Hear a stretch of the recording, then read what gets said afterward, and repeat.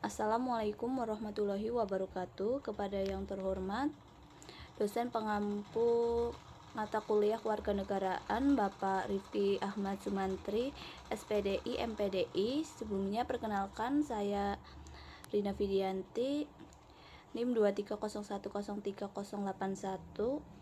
Di sini saya akan memaparkan hasil kasus negara rugi 20,4 miliar dari kasus korupsi pembelian truk Basarnas. Kasus korupsi pengadaan truk di Badan Pencarian dan Pertolongan Nasional Basarnas yang merugikan negara. Komisi Pemberantasan KPK menyatakan negara mengalami kerugian sebesar 20,4 miliar dalam kasus pengadaan truk di Basarnas. Kerugian tersebut terkait dengan pembelian truk angkat personal 4WD dan Rescue Carrier Vehicle tahun 2014. 3 orang ditetapkan sebagai tersangka: Max Rulen Basoge, mantan sekretaris utama Sastama Basarnas; Anjar Sulistiono, Kasubdit Pengawasan dan Pembekalan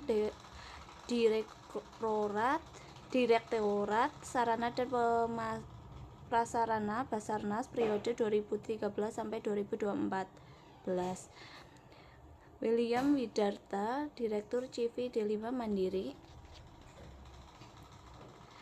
Kasus ini bermula dari usulan rencana kerja anggaran dan Kementerian RKA KL oleh Basarnas pada November 2013.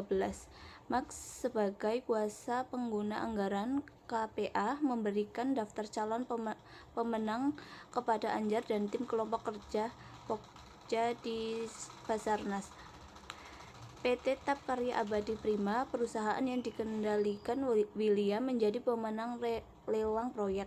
Anjar menyusun harga perkiraan sendiri menggunakan harga dan spesifikasi yang disusun oleh pegawai William, Ricky Hansyah. Terdapat dugaan persekongkolan dalam penggandaan tersebut, termasuk kesamaan IP, address peserta, surat dukungan, dan dokumen teknis penawaran. Max menerima uang dari William sekitar 2,5 miliar dan menggunakannya untuk kebutuhan pribadi. Para tersangka melanggar pasal 2 ayat 1 atau pasal 3 JO Pasal 18 Undang-Undang Nomor 31 Tahun 1999 tentang Pemberantasan Tindak Pidana Korupsi Junto Pasal 55 ayat 1 ke 1 KUHP.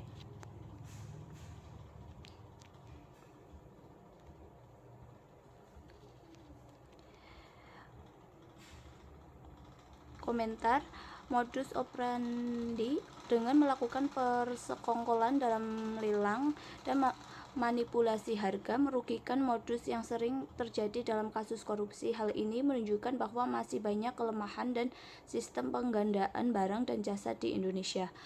Peran pejabat. Kasus ini menunjukkan bahwa para pejabat di Basarnas, termasuk mantan Sestama Basarnas dan Kasubdit Pengawakan dan Bekalan, telah menyalahgunakan wewenang dan jabatan mereka untuk melakukan korupsi. Hal ini menunjukkan bahwa masih banyak pejabat yang tidak memiliki integritas dan komitmen untuk melayani masyarakat. Kerugian negara. Kerugian negara yang mencapai 24 miliar merupakan kerugian yang sangat besar. Uang tersebut seharusnya digunakan untuk meningkatkan pelayanan publik di Basarnas, seperti penggadaan peralatan SAR yang lebih canggih dan pelatihan bagi para personal SAR. Untuk saran meningkatkan transportasi dan akuntabilitas, hal ini dapat dilakukan dengan menerapkan sistem pengadaan yang lebih transparan, melibatkan masyarakat dalam pengawasan, dan membuka akses informasi publik terkait penguatan pengawasan internal.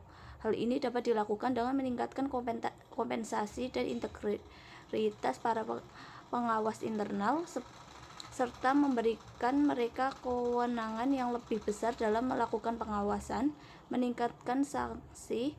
Hal ini bertujuan untuk memberikan efek jera dan mencegah perulangan kasus korupsi di masa depan. Peningkatan edukasi. Hal ini dapat dilakukan melalui berbagai media seperti seminar, workshop, dan kampanye anti korupsi. Sekian presentasi dari saya. Terima kasih. Wassalamualaikum warahmatullahi wabarakatuh.